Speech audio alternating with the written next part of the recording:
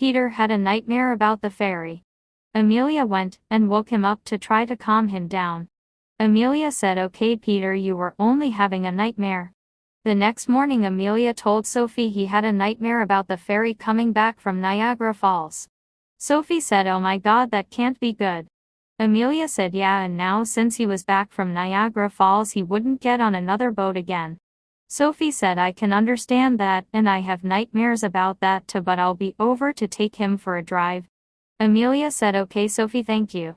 Meanwhile, I was at the dock looking around until a lady came by and said, "You've lost loved ones in that fairy tragedy."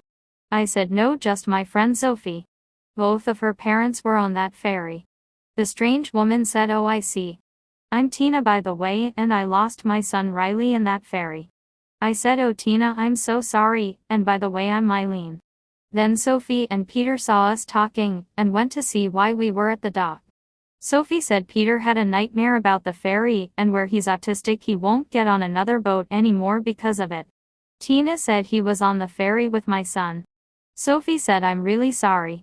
Tina said Riley was such a nice, kind man that I'm proud of, and his girlfriend was on with him, but she made it off the ferry with Peter, but he never made it off.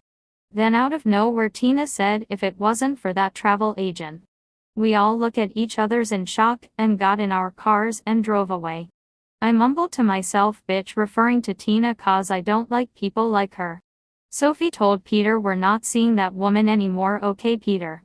Peter said, "Yes. You were on the ferry too, but there was no need for that woman to get on like that in front of us."